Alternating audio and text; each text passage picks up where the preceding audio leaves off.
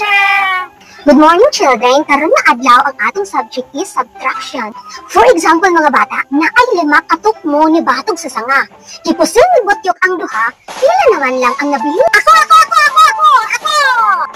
Uy, himala! Very good, bida! Kabalo ka sa answer. Ang answer, teacher, ay 0! Ay walay nabilan sa tukmo. Paminaw, bida ka, ang question na ay 5 katukmo ni batog sa sanga.